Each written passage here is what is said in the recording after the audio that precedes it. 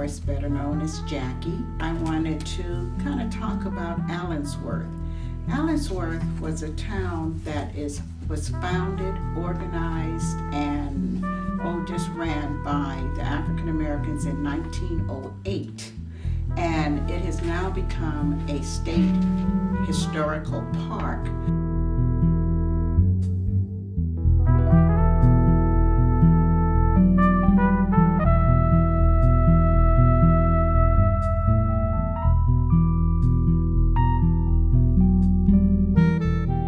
A visionary named Colonel Allen Allensworth and a group of people like Thomas Paine, and actually a lot of the educated blacks got together to form this town because they didn't want to deal with prejudice with education. And I think at one time it might even been considered the Tuskegee of the West.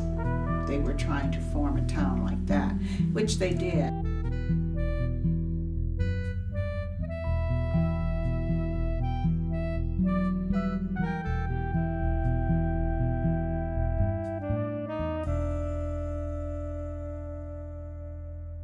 First, let me let you know that Allensworth is in Tulare County. So that's between Bakersfield and Fresno. I kind of have a suspicion that they used that land because of Colonel Young, who was over the Sequoias National Park, which you know is very close to the Tulare County. Yeah, you were telling me earlier about Colonel Young. Do you know much about his history? I really don't, off the top of my head, come up with his history, but I do know he was the superintendent of the Sequoia National Park, and that's how the Buffalo Soldiers were able to patrol the Sequoia. Allen Allensworth, who was, his history comes from a chaplain, and it started off as a slave, actually. You can trace his history back as a slave to a chaplain in the Army, and then, as a colonel. The town actually did its setback in 1914. 1914 is when Colonel Allensworth was killed, and he was killed in Los Angeles, walking across the street. Somehow. How did you become familiar or interested in this history? I became interested because I was actually born in San Francisco. And as a Californian, I had, relatives that had the southern roots. My mother was actually born in Houston. And I was kind of a nationalist. And so I wanted to find out what the blacks were doing in my own home state. And I actually ran across Allensworth through the United Methodist Men that would have a conference down there every year, in the early times, maybe the 80s or something. Mm-hmm. And so I really enjoyed that. It was so spiritual. You could feel the energy from the ancestors of that time. And ever since then, I became one of the friends of Allensworth, and I go down there to participate in their annual celebration. They call it a rededication in October. I actually was able to see the first Baptist church that was there. They have since removed that and built a new structure, which is really the only building that I can think of that they did not try to really restore. Mm-hmm. So they have the old barber shop, which is just fabulous because they've got the in the early 1900s, how they had the strap and the shaper. Oh, yeah. So they have a bakery, they've got the schoolhouse, they've got the library, they got a hotel, and they've also have the blacksmith, and they have some individual homes.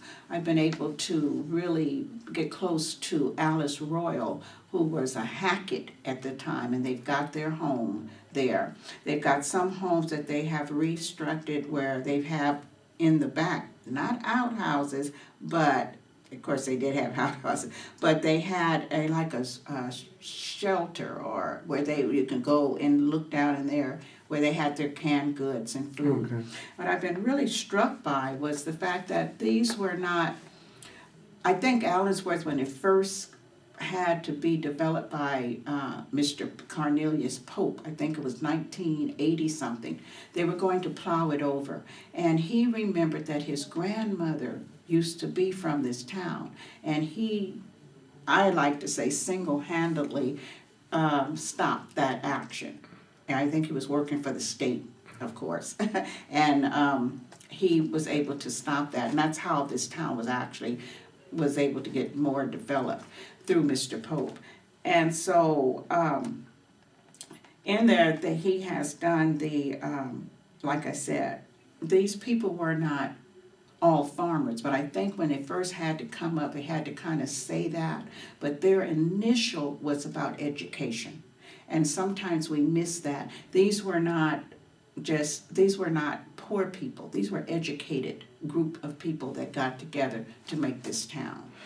Is this town still functioning as like a historical landmark, or actually people living there? Or are you familiar with Williamsburg in Virginia and how they do reenactments throughout the year? They do have docents down there, but now what has happened was that there's the town of Allensworth is actually surround the park. Okay.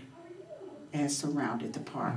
And of course, in recent years, we've been fighting the battle of they wanting to put a dairy, not one, but 2 dairies down there. Can you imagine sitting down there with the smell of cows? So we have fought that and had to, of course, I'm sure, pay out some money to be able to get the man not to put his dairy there. But it's an ongoing fight, because so many of us don't know about this wonderful state historical park. And I think that we should know about it. There's also a train trip that goes down with the children, I want to say in September, because the train tracks kind of go right there. They don't stop there anymore. It has to be a specialized stop. Great. Is there anything else you would like to tell us about Allensworth that will help bring people to the park? Well, the closest town, of course, is Delano, and so and they have set up a couple of hotels and stuff. And Allensworth is, oh gosh, it's just one of those places that's just close to my heart, and I always think that it should be revisited. A lot of times the cities are doing, and they come up in October, like I said, from Los Angeles and a couple of places. They have bus trips that will take people there.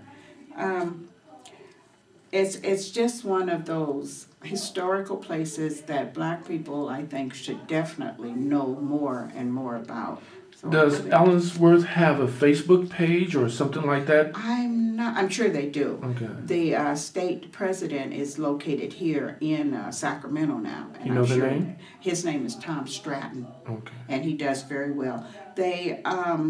It's also, let me tell you this about the park. I'm saying it's a park, it is a state park. So it does have modern facilities for mobile homes and setups like that.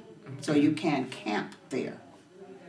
And, you have to make sure that the rangers and stuff get into the buildings. Just like going to Yosemite. Yes, exactly. Exactly. But it is so worth it. And you can feel the energy of where these people were trying to do and come from. The schoolhouse is there with the bell and it's very an historical Yeah, I was endeavor. just curious. Do people attempt to have like family reunions in this park? I'm sure they would probably have that. The schedule of events that generally happen there are like a rededication, like I said. They have Old Time Jubilee. They have Juneteenth. So they have those kinds of affairs like that. But I don't know. I'm sure families could get together and say, well, this is where we're going to have our family reunion.